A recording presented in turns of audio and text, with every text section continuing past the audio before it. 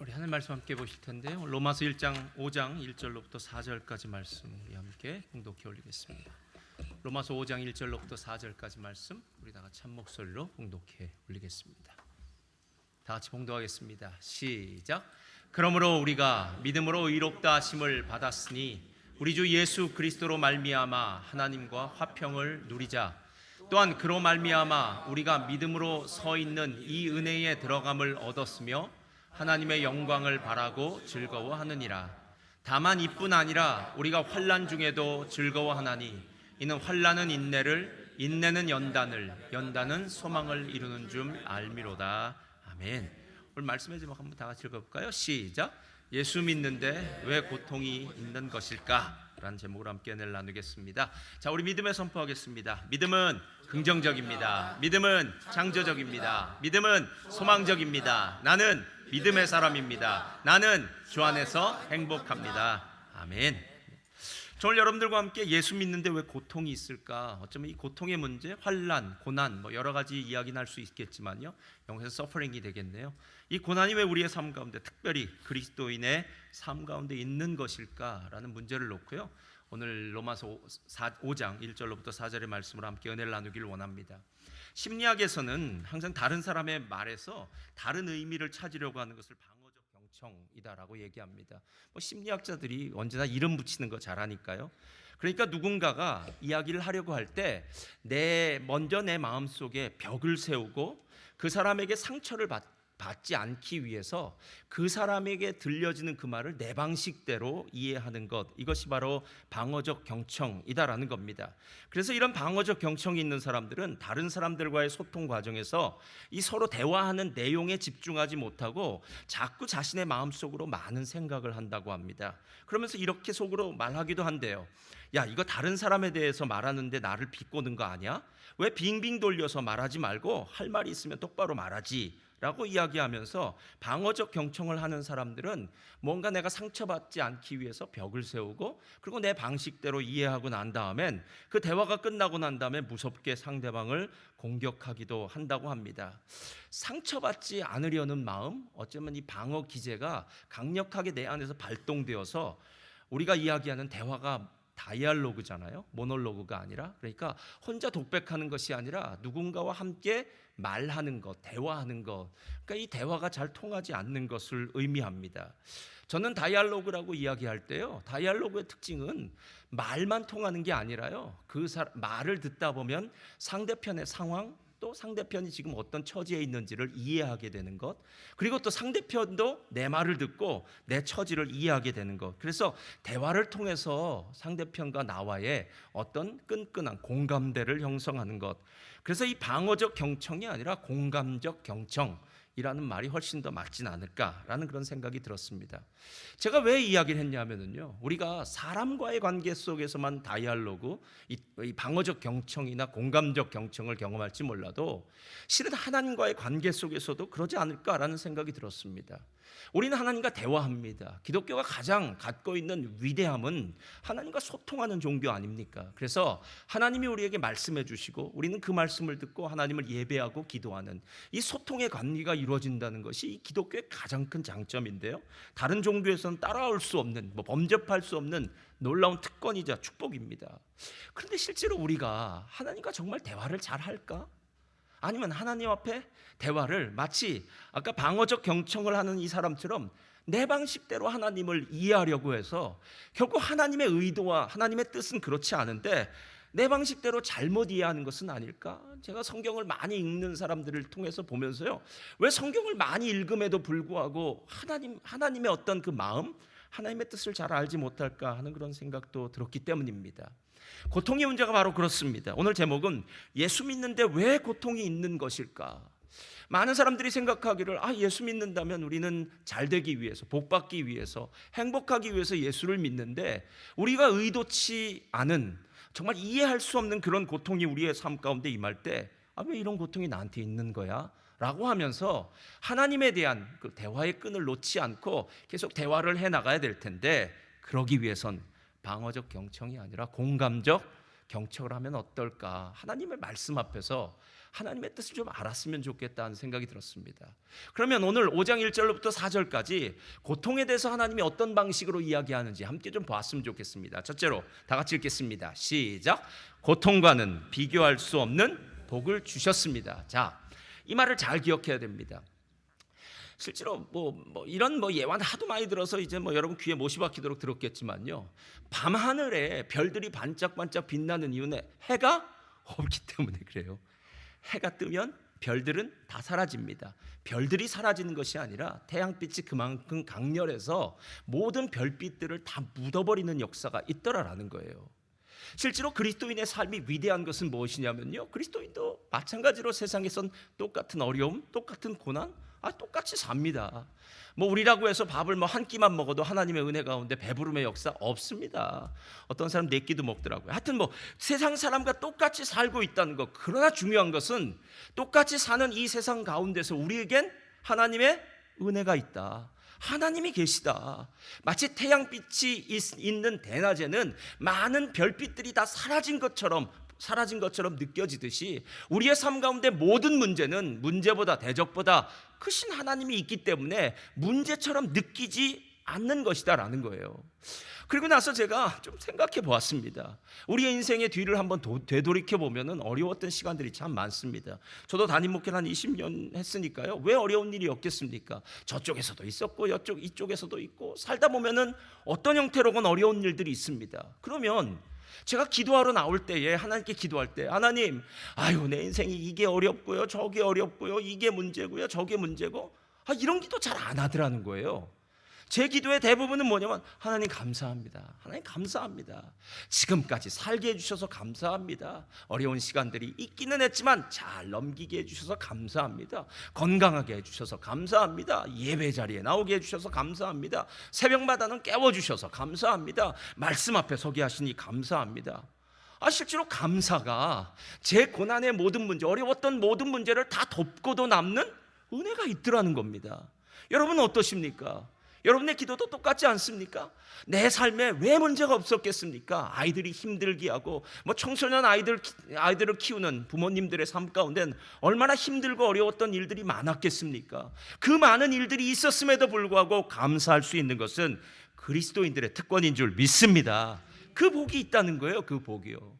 어느 여집사님이 그렇게 얘기하더라고요. 목사님, 큰일 났습니다 그러더라고요. 그래서 왜 큰일 났습니까 했더니 저는 아기만 보면 이쁘다는 거예요. 그래서 아기만 보면 이쁜 게 왜 큰일 났습니까? 제가 애를 낳을 때는 죽었다 깨나도 애를 더 낳지 않겠다고 결단을 했는데, 태어난 아기를 보니까, 다른 집 아기를 보니까 너무 이뻐서 2명, 3명, 4명, 5명, 우리는 5명까지 있으니까 이렇게 아이들을 낳습니다. 이렇게 얘기를 하시는 거 보면서요, 그렇지, 해산의 고통을 이길 만한 새 생명 탄생의 기쁨이 있으니까 그 어려운, 남자들은 잘 모를 테니까요, 전 말만 하는 거고 여자분들은 직접 경험해 보셨을 테니까요, 그 해산의 고통을 지나면서도 이를 악물고, 어떤 사람 욕한다 그러더라고요. 하여튼 욕하는 사람이 있건 뭐하건 이를 악물고 다시는 이런 고통이 없었으면 좋겠다라고 이야기해 놓고도 금세 잊어버리는 이유는 새 생명 탄생, 자녀의 얼굴을 볼 때 그 기쁨이 훨씬 크기 때문이다라는 거예요. 오늘 1절 2절에는요 그리스도인들이 가진 두 가지 복에 대해서 얘기해요. 한번 다 같이 읽어볼까요? 시작. 그러므로 우리가 믿음으로 의롭다 하심을 얻었은즉 우리 주 예수 그리스도로 말미암아 하나님으로 더불어 화평을 누리자. 또한 그로 말미암아 우리가 믿음으로 서 있는 이 은혜에 들어감을 얻었으며 하나님의 영광을 바라고 즐거워하느니라. 이 두 구절은요 똑같은 방식으로 되어 있어요. 첫 번째는 구원받은 사람의 모습에 대해서 이야기할 때 이 1절은 뭐라고 이야기하냐면 우리가 믿음으로 의롭다 하심을 얻었은즉 이렇게 얘기해요. 구원을 얘기할 때는 언제나 믿음, 의롭다 하심, 은혜, 이 단어는 빼놓고 생각할 수가 없습니다. 우린 죄인입니다. 우린 죽을 수밖에 없습니다. 우리의 힘과 우리의 수고와 우리의 노력으로는 죽었다 깨어나도 의로움을 얻을 수 없습니다. 그러나 예수님의 십자가의 은혜를 통해서 십자가의 은혜를 믿음으로 말미암아 구원받게 되는 줄 믿습니다. 그리고 2절에는요 그로 말미암아 우리가 믿음으로 서 있는 이 은혜에 들어감을 얻었으며 라고 이야기해서요 우리가 은혜 자리에 서 있는 거예요. 여러분 이 예배의 자리는 아무나 오는 자리가 아닙니다. 할렐루야. 예. 이 예배는 하나님이 부르신 자들이 오는 자리입니다. 그래서 실제로 전도해 보십시오. 전도가 얼마나 힘든지는요, 전도해 본 사람이 압니다. 정말 사랑하는 친구예요. 이 사람 예수님 믿었으면 좋겠어요. 성품도 너무 좋아요. 착한 사람이에요. 그런데 예수님 얘기만 하면은 자, 정말 아스팔트에 그 콘크리트 벽에다 공을 치는 것처럼 탱 하고 튀져 나오는데요. 그냥 튀져 나오는 것이 아니라 계란을 던진 것처럼 팍 하고 터지는 것. 그래서 관계가 깨어져 버리는 걸 보면서 야, 교회 한번 나오라는 게 뭐 그리 힘든 일이라. 예수님 믿는 거 돈이 듭니까? 뭐가 듭니까? 좋은 일인데도 불구하고 예수님 믿는 것, 아무나 믿는 것, 아무나 예수님 믿는 것 아니다라는 거예요. 그래서 예수님을 믿는 사람들이 받는 축복이 두 가지 있는데, 첫 번째는 하나님과 더불어 화평을 누리는 거고요, 두 번째는 하나님의 영광을 바라고 즐거워하는 것에 대해서 얘기해요. 그래서 첫째는 하나님과 더불어 화평을 누리는 누림의 복이 있다라는 거예요. 자, 살면서 가장 힘든 게 무엇이냐면요, 누군가와의 관계가 깨어졌을 때요. 제가 보니까 그래요. 그래서 부부싸움이 제일 힘들어요. 왜냐하면 가정이 천국에서 지옥으로 변합니다. 그 냉랭한 한기, 썰렁함은 이루 말할 수가 없습니다. 밥을 먹어도 소화가 되는지 어디로 들어가는지 알지 못하고요. 좀 전까지만 해도 그렇게 사랑했던 저 사람이 이젠 정말 무서워 보입니다. 그리고 싫어지게 보이고요. 옛날에 빌리 그레함 목사님이, 사모님이 그렇게 얘기하셨더라고요. 이혼하고 싶었던 마음은 없었지만 저 사람 죽었으면 좋겠다는 생각이 들 정도로 아주 무서운 마음이 쑥쑥 들어온다는 것을 보면 부부싸움은 정말 무시무시한 거예요. 그런데 여러분, 언제가 제일 행복한 줄 아십니까? 부부싸움이 끝나고 화해하면 제일 행복해요. 그때는 갑자기 집안이 아름다운 정원으로 변하고 정말 밥을 먹어도 행복하고 이야기를 나눠도 행복하고 함께 대화를 나누고 웃는 모습이 변하더라라는 거예요. 아니, 사람과도 이렇게 단절됐을 때 힘든데 천지를 창조하시고 우주를 주관하신 하나님과 단절됐는데 행복하겠습니까? 여러분, 하나님 없이 사는 사람들의 가장 큰 문제가 뭔 줄 아십니까? 자기 딴에는 열심히 살지요. 자기 딴에는 맞다고 생각해요. 근데 맞다고 생각하고 열심히 사는 그 삶의 종착역에 가면 반드시 후회합니다. 왜냐하면 그 마지막에 깜짝 놀라는 게 하나님이 안 계신 거예요. 하나님이 안 계시니까 그 죽음이 무시무시한 적으로 나에게 다가오는 거예요. 그래서 죽음을 두려워하는 겁니다. 그리스도인은 달라요. 주님과 함께 동행했기 때문에 이 땅에 사는 겁니다. 살다가 자다가 깨어서 이 세상이면 아직 살아있구나. 자다가 깼는데 옆에 있는 사람은 안 보이고 주님 보면 죽었구나, 이런 생각하는 거. 여러분, 삶과 죽음은 아무 의미가 없습니다. 어쩌면 매일 밤마다 우리는 잠자고 깨면서 천국을 준비하고 있는 사람인지 몰라요. 여러분, 그리스도인들이 받고 있는 가장 큰 축복은 무엇이냐면 하나님과 더불어 화평한 거예요. 이게 너무너무 감사해서요, 제가 하나님 감사합니다. 하나님 감사합니다. 내가 다른 건 몰라도, 사람과는 어찌 됐는지 몰라도 하나님과는 이 화평의 관계를 누리는 게 감사합니다. 이게 정말 어마어마한 큰 복이에요. 이거 제가 예전에도 잠시 얘기했던 것 같은데요. 제가 예전에 심의했던 교회는 교민 사회에서 이제 시합 같은 걸 할 때 학생부는 뭘 하냐면 축구 대회와 배구 대회를 해요. 연합 학생 축구 대회, 연합 학생 배구 대회. 그리고 남선교회죠. 남자 집사님들, 남전도의 집사님들은 연합 족구 대회를 해요. 그래서 족구 대회는 쌀 한 20포 이렇게 줘요. 그러니까 쌀 20포 크죠. 그러면 교회 갑자기 식당에서 배부른 것처럼 쌀이 막 쌓여지고 그러기도 하는데, 제가 우리 집사님들의 실력을 너무나도 잘 알고 우리 학생들의 실력을 너무나도 잘 알아요. 그래서 우린 1등은 못한다는 걸 잘 익히 알고 있습니다. 그런데 어느 해에 1등을 했습니다. 학생도 1등을 하고 족구대회도 1등을 했어요. 그래서 먼저 족구대회한테 물어봤습니다. 집사님, 제가 생각하기에는 우리 집사님들이 족구 실력이 별론데 다른 교회는 더 큰 교회도 있고 족구 잘하는 것 같은데 어떻게 됐습니까? 라고 물었더니, 목사님, 그거 아세요? 요번에 한국에서 교환 학생이 아니라 교환 군인으로 1년 동안 현지 아르헨틴 군대에 온 그 김소령이 족구의 달인입니다. 그 사람 때문에 우리가 족구 대회 이겼다는 거예요. 그렇구나. 그때 그다음부터는 김소령이 얼마나 감사한지 얼굴만 봐도 그냥 크게 축복을 해주고 싶더라고요. 그 학생부도 1등을 해왔어요. 저희 교회보다 훨씬 큰 교회가 많거든요. 그다가 아르헨티나의 학생들은 뭐 클럽도 다니고 뭐 축구하면 거의 미친 사람들인데 우리 교회가 1등을 했답니다. 그래서 물어보니까 목사님, 요번에 한국에서 축구 선수 지망생 3명이 왔는데 얘네들이 현지 클럽 2군에서 하고 있는 선출입니다. 그러더라고요. 선출 뭔지 아시죠? 선수 출신. 그러니까 이 선출들이 우리 애들과 함께 뛰니까 이거 뭐 게임이 안 되더라. 한 명이 뒤에서 수비하고 한 명이 공격하는데 뭐 적을 초토화시켰다는 거예요. 그래서 제가 얼마나 감사했는지 몰라요. 와, 감사하다. 누구만 있어도 선출. 그다음에 한국의 그 족구의 달인. 근데 만약에 이렇게 생각해 보십시오. 메시가 우리 편이라면, 그냥 큰 게임 말고 동네 축구 경기라면, 동네 그 조기 축구에 메시가 우리 편이라면 전 가만히 있어도 됩니다. 우리 팀 반드시 이길 겁니다. 메시 혼자 다 뛸 거예요. 10명 제치고 가서 골키퍼도 제치고 골 넣을 겁니다. 근데 여러분, 만약에 메시가 상대편이라면 어떻겠습니까? 그날은 정말 곡하는 날이죠. 이유는 메시 한 사람 때문에 그래요. 여러분, 실제로 우리가 하나님과 화평을 누린다는 건 단순히 하나님과 화평의 관계가 됐다는 것이 아니라 복의 근원, 할렐루야, 생명의 근원, 그리고 기쁨의 근원이신 하나님이 갖고 있는 모든 것들을 내가 함께 누릴 수 있다는 거예요. 그래서 걱정과 염려와 두려움이 사라지는 겁니다. 무엇을 염려하고 무엇을 걱정합니까? 만주의 주가 되시고 만유의 주가 되시는 그 하나님이 우리 편이신데요, 무엇이 걱정입니까? 그런데 거기서 끝나지 않아요. 하나님의 영광을 바라고 즐거워하는 복이 있답니다. 제가 이 복을 생각하니까 너무나도 감사해요. 하나님의 영광을 바라고 즐거워하는 복은 일컬어 사명자의 복이라고도 할 수 있어요. 세상에 있는 모든 사람들은요, 다 일을 해야 됩니다. 그리고 살아야 됩니다. 살아내야 돼요. 그래서 산상순을 보면은 마태복음에 이렇게 얘기해요. 무엇을 먹을까? 무엇을 입을까?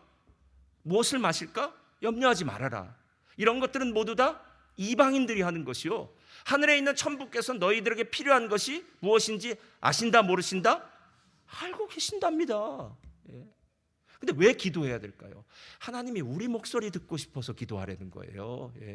다 아시는데 하나님이 우리 목소리를 듣고 싶어하고 하나님이 그것을 줄 수 있는 분이란 걸 우리가 좀 알기를 원해서 와서 하나님께 그러는 거예요. 그래서 가끔 아빠나 엄마나 애기들이 얘기할 때 애기한테 자꾸 말 시키지 않습니까? 아빠 해봐, 엄마 해봐, 막 이런 거예요. 이거 달라고 해봐, 과자 이렇게. 할아버지들 제일 많이 그렇게 얘기하더라고요.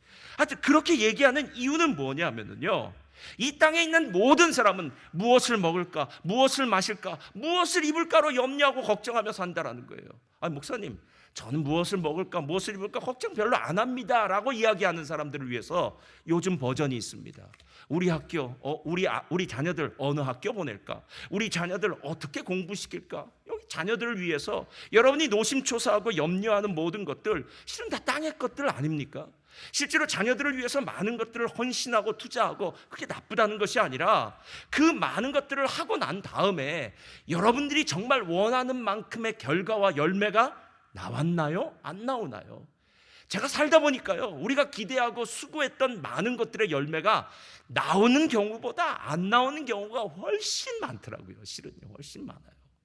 그래서 우리는 어쩌면 나는 지금 이것이 맞는다라고 생각하면서 막 달려갔는데 마지막에 보면 이게 틀렸을 수도 있겠다, 이런 생각을 하면서 깜짝 놀라지 않습니까? 야, 너 공부하니까 12학년 때에는 교회 나오는 거 일단 멈추고 온라인 예배 드려. 그리고 난 다음에 좋은 대학 가고 난 다음에 그 다음에 예수님 잘 믿고 교회 잘 다니면 돼. 그런데 1년 동안 교회를 안 다녔던 그 자녀가요, 교회에 대해서 습관이 안 되니까요, 대학 갔습니다. 여러분, 고3보다 대학 시절은 훨씬 더 세상이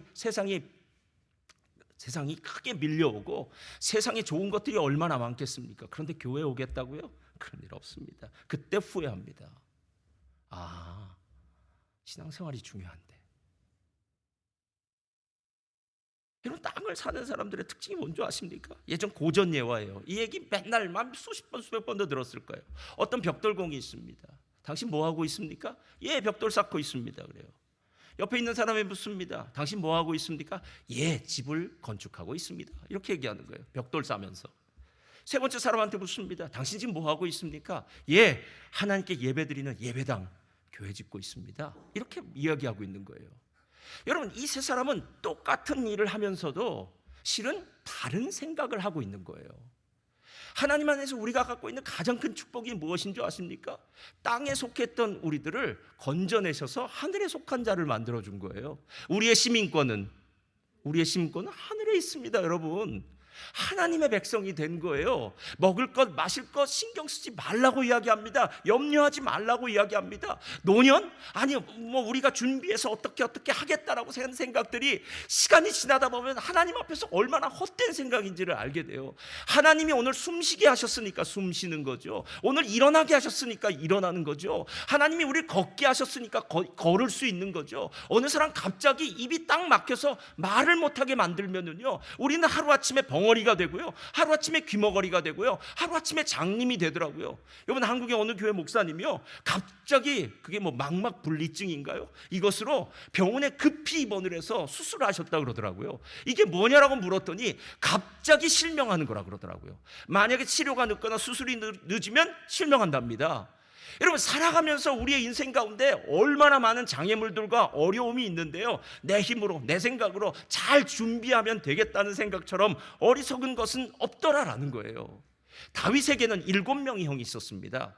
이 7명의 형도 다윗처럼 똑같이 살았을 거예요. 다윗이 막내 아들이었으니까 목동 생활을 했습니다. 그렇다면 첫째 엘리압부터 뭐 삼마 아직 이렇게 해서 첫째, 둘째, 셋째, 넷째, 다섯째, 여섯째, 일곱째까지 똑같이 목동 생활을 했을 거예요. 그런데 신기한 건요, 다윗은 시인이었고 연주자였고 용감한 용사였어요. 그렇죠? 예. 수금을 켰고 시를 썼고요, 시편의 시를 썼고요. 그리고 돌팔매질을 잘하니까 맹수들이죠, 사자나 곰도 찢어 죽이고 그 입에서 양들을 구해낼 정도로 용맹한 사람이었어요. 아니, 동생 다윗은 지금 이런 놀라운 일들을 그 목동 시절에 준비하고 있었는데 형들 뭐 했습니까?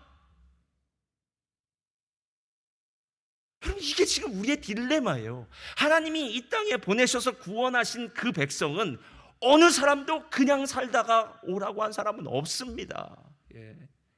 다윗처럼 형들도 목동 생활해서 나도 대충 목동 생활하면서 시간 때우거나 아버지 눈치 살피거나 이거 다른 사람이 했으면 좋겠는데 이 허드렛 일을 나한테 시켜가지고 내가 이 형들은 안 하는 이 일들 정말 힘들다, 귀찮다, 이렇게 얘기한 것이 아니라 그 시간 하나님이 이 일을 통해서 나에게 어떤 일들을 준비시키실까라고 생각하는 하나님의 영광, 하나님께 속한 삶을 생각하고 나니까 열심히 하나님을 찬양하고 열심히 연습했겠죠. 열심히 시를 쓰고 열심히 돌팔매질을 연습했더니 기회가 오는 것 아닙니까? 다윗은 우버이츠 드라이버입니다. 딜리버리한 사람입니다. 왜냐하면 아버지가 형들한테 줄 음식을 이 다윗의 손에 들려서 전쟁터에 보냈어요. 그러니까 정말 심부름꾼이었습니다. 아무것도 아니었어요. 나가서 형들이 치지 않는 목동을 하든지 아니면 형들한테 도시락 심부름을 하든 우버이츠 딜리버리든지 하여튼 이런 거 하는 사람이었어요. 우리가 보기에는 전부 아무것도 아닌 것처럼 보이지만 사람에게 기회가 오네요. 하나님의 영광을 위해서 살았던 다윗에게 기회가 옵니다. 오늘 한번 사무엘상 17장 읽어볼까요? 다 같이 읽겠습니다. 매일 골리앗이 이렇게 소리쳤답니다. 시작. 그가 서서 이스라엘 군대를 향하여 외쳐 이르되 너희가 어찌하여 나와서 전열을 벌였느냐? 나는 블레셋 사람이 아니며 너희는 사울의 신복이 아니냐? 너희는 한 사람을 택하여 내게로 내려보내라. 그가 나와 싸워서 나를 죽이면 우리가 너희의 종이 되겠고 만일 내가 이겨 그를 죽이면 너희가 우리의 종이 되어 우리를 섬길 것이니라. 여러분, 그 당시의 전쟁은 사람들끼리 하는 전쟁이 아니었어요. 그 당시의 전쟁은 그 민족들이 믿고 있는 신과 신의 전쟁이었어요. 그러니까 블레셋의 골리앗이 나와서 이렇게 대담하게 여호와의 이름을 모욕하면서 이스라엘 백성들을 아주 코가 납작하게 만든 이유는요, 자기 뒤에 있는 다곤 신을 의지하고 나와서 이 거구의 거인이 소리친 거고요. 하나님을 믿는 만군의 여호와 하나님을 믿는 이 사울과, 죄송합니다, 이런 단어를 써서 쫄개들이죠. 다윗의 그 형들, 그 사람들도 전쟁터에 있었으니까요. 이 전쟁터에 있었던 형들은요, 여호와 하나님을 얼마나 믿지 않으면 이런 하나님을 모욕하는, 야 한번 싸우자, 너희들 누가 치든지 종이 되자, 섬기자, 뭐 이렇게 얘기할 때 덜덜덜덜 떨면서 뒤에서 뒷전으로 다 물러가 있었다라는 거예요. 다윗만 어떻게 합니까? 형들 도시락 주러 갔다가 그 이야기 듣고, 아니 할례 받지 못한 저 블레셋 사람이 어떻게 만군의 여호와 하나님의 이름을 그렇게 모욕하느냐고, 내가 나가겠다고. 다윗이 나가는 거 아닙니까 여러분? 예. 그래서 돌팔매질에서 첫 번째 돌이 골리앗의 정수리에 박히고 골리앗은 뻥 하고 나가 떨어지고, 다윗은 달려가서 골리앗의 칼을 빼서 골리앗의 목을 베고, 이스라엘 백성들은 쫓아가서 블레셋을 향하여 대승을 하는 것 아닙니까? 그리고 다윗은 이스라엘 군대 장관이 돼요. 그럼 이게 지금 하나님이 우리에게 말씀하시고 있는 거예요. 너희라는 존재는 이제 사명자라는 거예요. 여러분, 이런 거랑 똑같아요. 여러분 중에 만약에 뭐 식당에서 일을 하신다면요, 여러분이 지금 사람을 살리는 겁니다. 예? 그리고 음식을 먹는 것은 전도서에도 나왔어요. 먹는 나, 누군가 함께 즐겁게 먹는 것은 정말 행복한 일입니다. 그러니까 여러분들은 행복 전도사 같은 사람들입니다. 우리 교회 또 건축하시는 분들 많으니까요, 정말 사람들이 사는 집을 건축합니다. PSA 많으시죠? PSA 분들은 이렇게 생각하시면 됩니다. 저를 따라하시면 됩니다. 나는 우주의 한 부분을 정리하고 있습니다. 여러분들 없으면 큰일 납니다. 이제 여러분, 이 땅에 살고 있는 모든 사람들은 하나님을 위해서 산다고요. 하나님의 영광을 위해서 산다고요. 그래서 즐거워하는 거예요. 만약에 내가 원하는 어떤 것들을 한다면 지루해져요. 반복적인 모든 일들은 매너리즘에 빠집니다. 그런데 하나님의 일은 그렇지 않아요. 하나님의 일은 하나님의 영광을 위하여 일하는 것이기 때문에 마치 내 안에서 샘솟듯이 은혜가 흘러넘쳐서, 야 어제도 감사했는데 오늘도 감사하네. 야 나를 통해서 사람이 변화되네. 내가 가는 곳마다 사람이 기뻐지네. 야 내가 한마디 해주었더니 누군가가 위로를 받네. 야 나 때문에 어떤 사람이 예수님을 만나게 되었네. 여러분, 이런 모든 일들이 여러분의 삶의 터전, 일터에서, 아니면 여러분이 가는 그곳에서 만나는 그 사람마다 증거되고 전파되는 것, 이게 바로 하나님의 영광이다라는 겁니다. 여러분, 이런 놀라운 축복이 있는 사람들이 바로 그리스도인인 줄 믿습니다. 자, 그런데 이 고통을 덮을 만한, 비교도 안 되는 큰 복을 주신 하나님이 이제 고통에 대해서 다른 관점을 갖게 합니다. 두 번째, 다 같이 읽겠습니다. 시작. 고통이 하나님의 또 다른 복입니다. 저를 따라하시기 바랍니다. 고통은 우리에게 유익합니다. 자, 여러분, 유익한 것과 무익한 것의 기준을 어디에 두고 계십니까? 무익한 거는요, 열심히 일했는데 소득이 없는 겁니다. 장사를 열심히 했는데 남은 돈이 없는 거예요. 그냥 힘만 쓴 겁니다. 공수래 공수가 아무것도 없는 겁니다. 유익한 거는요, 열심히 했더니, 무언가를 했더니 그것이 나에게 이익으로, 유익한 것으로 돌아올 때 우리는 유익하다라고 얘기해요. 세상을 살아가면서 헛수고하는 게 얼마나 많습니까? 헛수고하고 열매가 없는 인생, 이런 인생은 어리석고 불행한 인생인데요, 고난은 이런 인생을 바꾸어주는 역사가 있더라는 거예요. 그래서 고난을 다시 보니까 3절 4절에 이렇게 얘기합니다. 다 같이 읽겠습니다. 시작. 다만 이뿐 아니라 우리가 환난 중에도 뭐 한다고요? 환난이 왜 즐겁습니까? 왜 다른 사람들은 편하게 사는데 나는 왜 이렇게 힘들어요?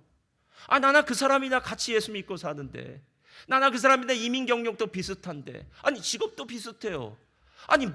저 사람 도대체 뭐가 잘나서 저 사람은 편안한 길, 좋은 길 뭐 이렇게 가고 있는데 왜 나의 삶에는 자꾸 태클이 걸리고 어렵냐는 거예요.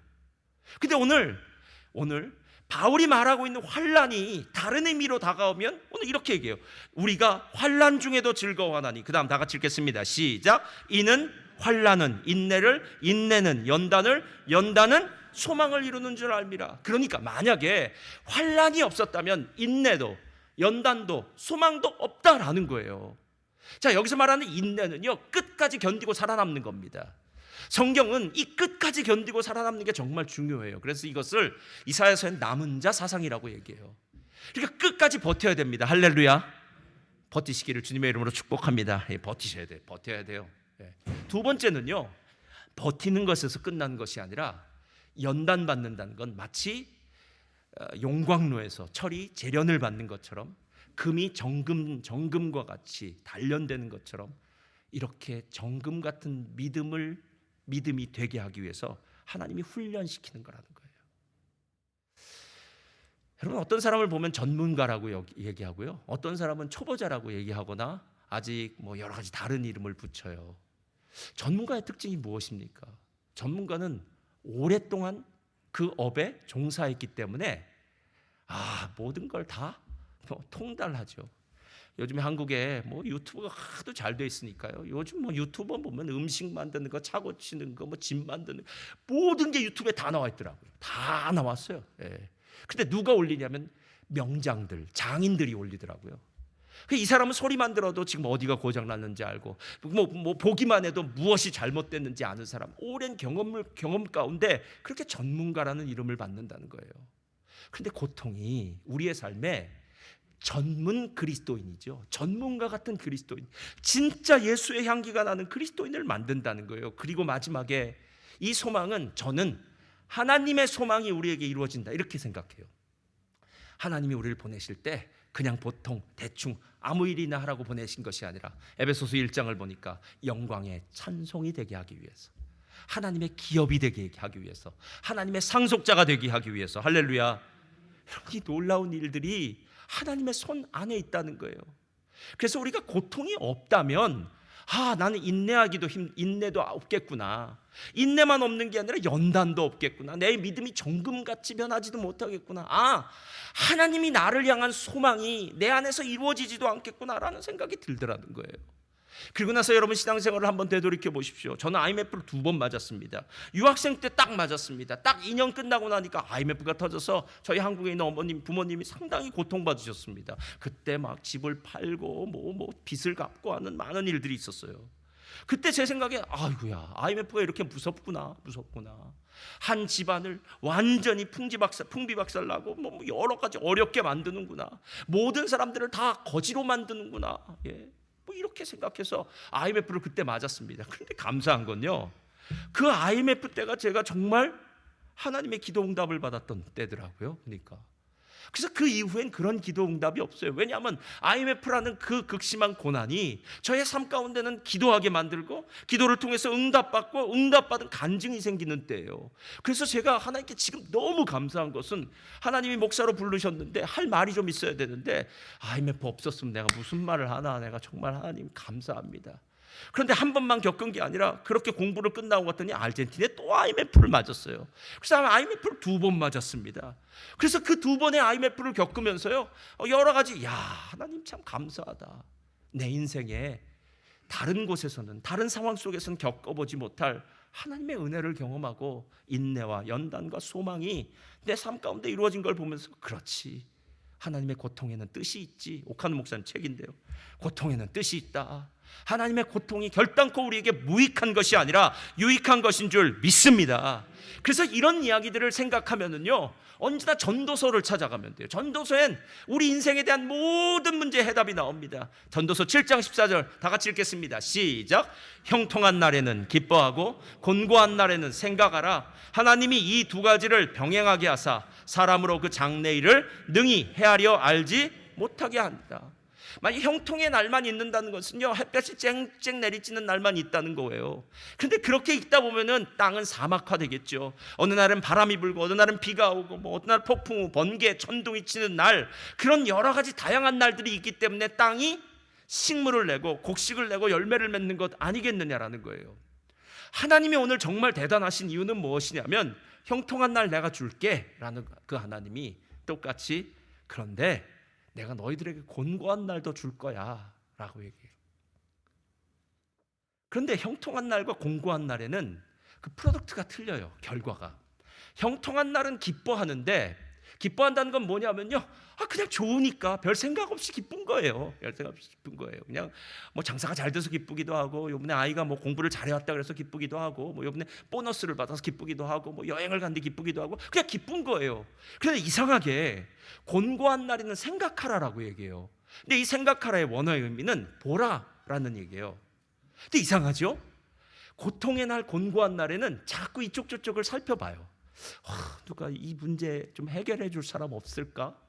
도대체 이 문제가 무슨 의미로 내게 다가온 것일까? 이 문제에 대해서 자꾸 생각하다 보니까 이쪽 저쪽을 보게 되더라는 거예요. 그리고 난 다음에 마지막에 하나님을 만나게 돼요. 멜번에 와서 제가 제일 많이 듣고 제일 많이 한 말은 춥다라는 말입니다. 야, 참 많이 들었어요. 지금 제가 9년이 됐는데 9년 동안 수천 번도 더 들은 것 같아요. 그래서 멜번을 춥다고 하신 분들이 많아요. 뭐 저도 춥다라고 얘기했는데 요즘 좀 덜 추워요. 지구 온난화가 됐나 봐요. 그래서 저덜 추워요. 그래서 제가 이렇게 추울 때마다 무슨 생각이 들면 저기 따뜻한 북쪽에 가서 살면 안 될까? 뭐 사람들이 가끔 그래서 브리스번이나 저쪽이나 이렇게 생각해요. 제가 저번에 브리스번을 갔더니 목사님, 우리는 멜번이 로망입니다 그러더라고요. 왜요? 그랬더니 시원하지 않습니까? 그러는 거예요. 그래서 시원하다. 살아보면 알긴 아는데 시원하죠. 예. 이게 참 이상해요. 멜번 공항에 탁 내리면 이 시원한 공기가 한번 싹 쐬져야 네, 멜번에 왔어 이런 느낌이 들고, 갑자기 한국에서의 미세먼지와 모든 찌든 때가 다 사라져버리고 멜번의 이 맑은 공기 속에서 자유함을 느끼는 거. 어쩌면 이건 날씨가 좀 춥기 때문에 그런 거 아닐까? 그런데 어떤 사람이 저한테 이렇게, 목사님 멜번이 커피가 그렇게 좋다면서요? 그러더라고요. 그래서 예, 좋죠. 그래서 그런데 멜번의 커피가 좋은 이유는요, 멜번 날씨가 추워서 그래요. 멜번 날씨. 여러분, 제가 정말 뜨거운 동네 갔는데요, 대낮부터 얼음 먹더라고요. 그런데 거기에 무슨 뜨거운 커피를 먹겠습니까? 날씨가 춥고 썰썰한 날씨에 커피 한 잔, 멜번 커피 대단합니다라고 얘기해요. 여러분, 누군가에게는 어려움, 누군가는 고통이라고 하는데 다른 측면으로 생각해 보니까 어떤 사람에겐 로망이 될 수도 있는 것. 실제로 고난이 없는 사람들은, 평범하게 사는 사람들은 나 이런 삶이 참 좋아요 라고 얘기는 할 수 있겠죠. 그러나 실제로 고난이 많아서 버라이어티한 그 사람, 정말 형형색색의 고난에 정말 그림이, 물감이 온갖 종류의 색깔이 다 있어서 야, 저 사람의 인생은 참 고난이 많어 라고 얘기했는데, 막상 시간이 지나고 보니까 저 형형색색의 고난 많은 인생이 훨씬 더 아름답고 훨씬 더 복되고 훨씬 더 할 얘기 많고 훨씬 더 감사하고 훨씬 더 감격스러운 신앙생활을 한다면 나도 젊었을 때 조금 힘들었으면, 고통받았으면 좋았을 텐데 이런 생각하지 않았겠느냐는 거예요. 성경에 욥이 나옵니다. 욥을 향해서 하나님이 이렇게 이야기하십니다. 욥은 순전하고 정직하고 하나님을 경외하고 악에서 떠난 자다라고 이렇게 얘기해요. 아니, 하나님이 이렇게 얘기했는데 뭐 덧붙이는 말이 뭐가 필요합니까? 욥은 완벽하다는 겁니다. 하나님 보시기에 완벽해요. 그래서 오죽하면 하나님이 사탄 앞에서 칭찬을 했겠습니까? 너 내 종 욥 봤어? 유의하여 보았느냐? 아주 또리옷이 봤어? 내가 다른 사람은 못 믿어도 욥은 믿는다. 욥은 진짜야, 진국이야. 욥은 진짜 하나님을 믿는 사람이야. 어떤 상황 가운데서도 욥은 변하지 않을 거야. 아니, 이러면 복 줘야 되는 거 아니에요? 그런데 하늘에서는 전혀 엉뚱한 일이 벌어집니다. 사탄의 손에 욥을 맡깁니다. 제가 물어볼 테니까 여러분이 대답하십시오. 첫 번째, 하나님이 왜 욥에게 고난을 주셨을까요? 1번, 욥이 미워서 고난을 주셨다. 2번, 욥을 사랑해서 고난 주셨다. 1번, 2번. 예, 답은 언제나 뒤에 있어요. 사랑해서 고난 주셨죠. 왜 사랑인지 아세요? 여러분, 유치원을 지나면 초등학교를 가야 되고요, 초등학교를 가고 나면 중학교를 가야 됩니다. 가끔 이제 유치원 가기 싫어하는 아이들이 있어요. 이제 왜냐하면 엄마 떨어지기 싫어하죠. 예. 또 유치원 가기 이전에 또 엄마들은 무슨 훈련 시키냐면 이제 모유를 끊는 훈련도 시키고 또 배변을 하는 훈련을 시켜요. 근데 모유 끊는 훈련도 참 어떤 아이들은 참 힘들게 하더라고요. 나중에는 하여튼 여러 가지 온갖 종류하면서 끊어야 돼요. 그 다음 단계로 나가요. 유치원 가면 맨날 놀죠. 잠자고 먹고 잠자고 놀고, 이 세 가지가 유치원에 모르겠습니다. 가리키기도 하겠지만 하여튼 그게 주가 이루죠. 거기서 공부를 열심히 해라 1등 2등 이건 없을 거 아닙니까?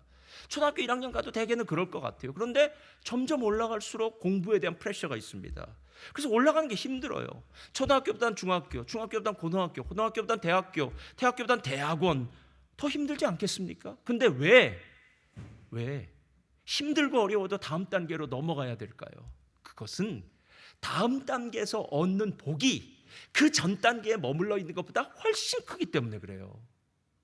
욥이 3장부터 37장까지 하나님을 향해서 불평했던 불평의 내용이 뭔지 아십니까? 욥의 불평의 내용은 이거예요. 하나님, 억울합니다. 내가 하나님 앞에 도대체 무슨 잘못을 저질렀길래 나한테 이렇게 힘겨운 일들을 주십니까? 하나님, 하나님과 나 사이에 변론자가 있었으면 좋겠습니다. 변호사요. 이 변호사가 좀 내 억울한 사정을 듣고 하나님에 대해서 좀 얘기해 줬으면 좋겠습니다. 하나님, 나 하나님 만나고 싶습니다. 도대체 왜 나한테 이렇게 힘든 일 주십니까? 나 그렇게 힘들고 고통받을 정도로 잘못 산 사람 아닙니다. 이게 욥의 이야기였어요. 친구들도 똑같아요. 욥, 너가 잘못했으니까 고난을 받겠지. 하나님, 야, 씨 뿌리지 않은데 어디 거두는 일이 있냐. 하나님 그런 분 아니야 라고 얘기해요. 이 두 가지가 다른 이야기 같지만 똑같다는 거 아세요? 이 두 사람 다 무슨 법에 묶여 있냐면요, 인과응보의 법칙에 묶여 있어요. 심는 대로 거둔다. 여러분, 심는 대로 거둔 것은 맞습니다. 성경도 그렇게 얘기해요. 그런데 심는 대로 거두는 법칙에서 멈춰 있으면 절대로 구원은 못 받습니다. 구원은 은혜의 법칙입니다. 그럼 지금 욥이 모르고 있는 거예요. 초등학생이에요. 욥은 하나님 보시기에 아까 대단하다고 얘기한 거는 그냥 그 수준에서 대단한 거예요. 그 수준에서 대단한 겁니다. 세상에 초등학교 1학년 때 받아쓰기 100점 안 받은 사람이 어디 있겠습니까? 예. 있나요? 그럴 수가 없겠죠. 예? 그때 다 맞았겠죠. 어떻게든. 그런데 그 수준에서는 100점이에요. 그러나 하나님이 원하는 수준은 아니에요. 하나님이 하늘에서 보시면서 욥을 향해 얼마나 답답했을까요? 욥, 야, 이제 좀 중학교 졸업하고 고등학교 가야 되지 않겠냐? 야, 좀 내 마음을 좀 알아야 되지 않겠냐? 인과응보의 법칙, 율법을 잘 지키니까 복 받겠다는 거 말고 내가 너희들을 위해서, 인류를 위해서 지금 준비하고 있는 것이 무엇인 줄 아냐? 내가 죄인인 너희들을 위해서 내 아들 독생자 예수를 이 땅에 보내서 내 아들 독생자가 십자가에서 너희의 죄를 대신하여 짊어지고 죽고 부활함으로 말미암아 누구든지 죄인들이 그 예수님 때문에 믿기만 하면 구원받을 수 있는 것, 이건 은혜의 법칙이라는 거예요. 은혜의 법칙이요.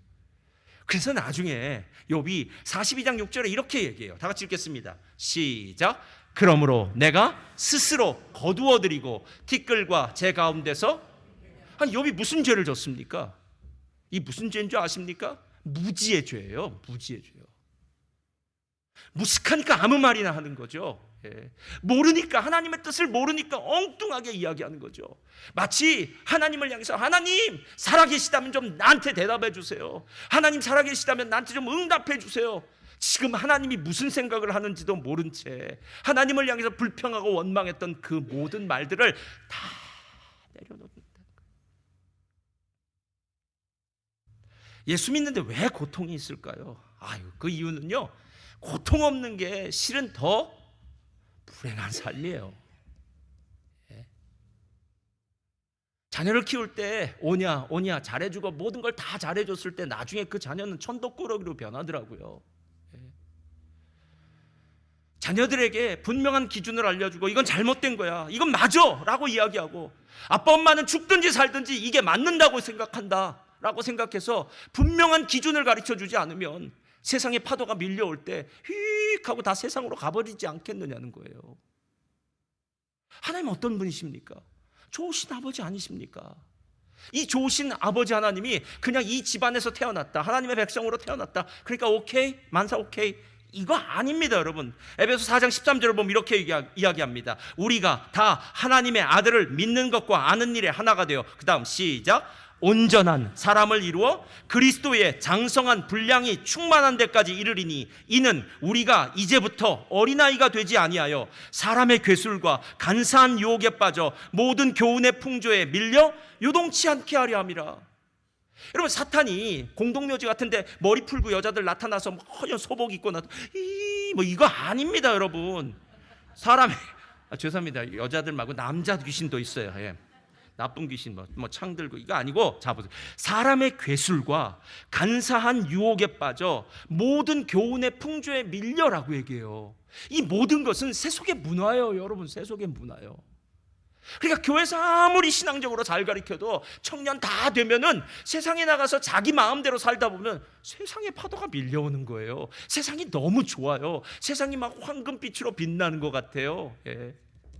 다 신기루 같은데 거기에 다 속아 넘어가요. 그래서 오늘 성경이 이야기합니다. 하나님의 아들을 믿는 것과 아는 일에 하나가 돼요. 예. 믿음이 중요한 것이, 믿음도 중요하지만 믿음과 함께 하나님에 대한 지식이 있어야 된다. 온전한 사람을 이루어 그리스도의 장성한 분량이 충만한 데까지 자라나야 된다라고 얘기하는 거예요. 자라난다.